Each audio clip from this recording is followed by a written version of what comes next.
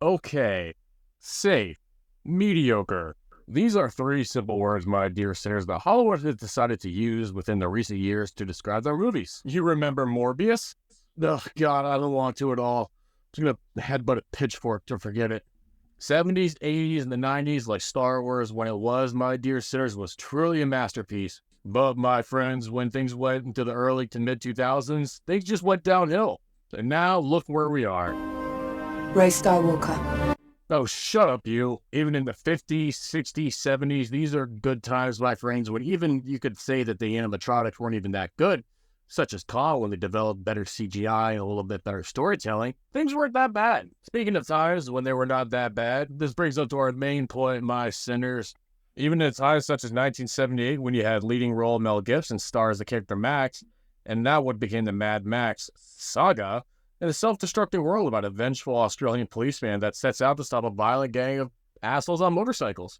There you go. It was a very simple premise, my dear sinners, and we got one of the greater movies that honestly would say I had fun rewatching. Now we were able to continue with a good story. Now, my dear sinners, back in 1981, Hollywood did Hollywood when they made Mad Max 2, The Road Warrior, which was more than beyond an exceptional movie, high octane. This is what Fast and Furious should have been. You want to get out of here? You talk to me. This is how you make a stoic, badass fucking male. Mel Gibson fucking crushed this shit. Yeah. And you know, when I rewatched this movie, when I saw this kid, we all thought the same fucking thing. Okay, don't come at me in the comment section if you didn't watch The Wild Thornberrys. That's on you, not daddy. Now, my dear citizens, in 1985 with Tina Turner, along with Mel Gibson still, Hollywood did decide to Hollywood, and they committed to finishing this legacy with a good trilogy, and it was pretty damn good. You could argue that the concept was pretty lame and cheesy, but even back in 1985, this was a good setup, and a good setup comes with a great finish. And trust me, my dear sinners, Mr. Sinister knows a few things about a good finish. Just ask Sister Teresa.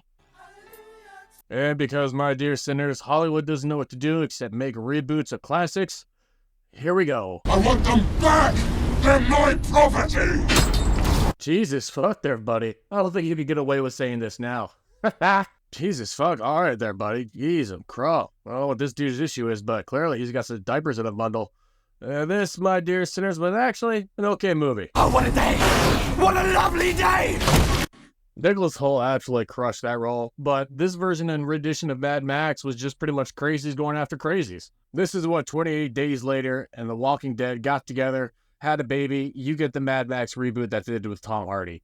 It was not the best movie by any means. Unfortunately, this movie lost money to the point where even Tom Hardy had to apologize to George Miller because he felt like he failed. And now, my dear sinners, in the world of Hollywood that brings us remakequels, resequels, prequels, and all this other crap, we are here with Mad Max Furiosa. Go ahead and hit that like and subscribe button. Hold on to your Bibles and grab on tight, because I'm going to go deep and hard on this one. And as always, let's have some Bible. So pretty much the movie is going to start off with your little key to everything, which is going to be young AnnaTaylorJoy. And if you think this is going to be over in a few minutes, no. It's over 40 minutes of her opening dialogue right from the beginning. Seriously, 40 minutes of this, right from the beginning of the movie, 40 minutes of young AnnaTaylorJoy as a child. You could have made this 10 minutes. Would have been fine. Not 40. Moving on. The absolute takeaway from this movie has got to be Chris Hemsworth playing Dr. Dementus, a creepy, narcissistic, goofy, violent tradesman who treated her like she was a piece of property as a young child. Bringing his life to this character was absolutely sensational. And even so, this is the kind of god we should have had in Ragnarok, or at least Love and Thunder. More dark. I'll take it. There's going to be quite a substantial time jump. AnnaTaylorJoy eventually does grow up in this movie, but it's not going to be anything of substance. Years have passed, and she only has 30 lines in this movie where she talks. Yeah, 30. Okay, fuck. If you're going to be wondering where exactly does this movie fall within the Mad Max franchise, this is going to be a prequel. Why? Don't know. This is just something that they felt they needed to do. George Miller wanted to do it this way. A Mad Max movie that, guess what, doesn't have Mad Max in the fucking movie. Oh, okay! George Miller is no stranger to making movies where you feel the score and the scale of this world. It's truly breathtaking for some of the visuals that they put in place, but when you notice the CGI, you notice it. There is one action scene, my dear sinners, halfway through the movie where I have to say is honestly quite incredible. The CGI was on point, and the visual effects that they brought with it were incredible. AnnaTaylorJoy, that barely speaks in this movie, only gives great shadowing to Chris Hemsworth, who did a phenomenal role.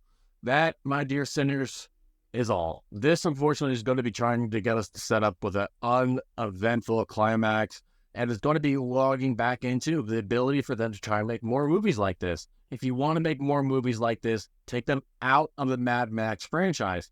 It's probably a good idea to have Mad Max in your Mad Max franchise. Hemsworth is doing a phenomenal job of trying to work himself out of that Marvel Cinematic Universe role that he can do more, and honestly, better work than just playing a God of Thunder. These movies give him a better chance to show his true acting range, and I have to give the man credit where credit is due.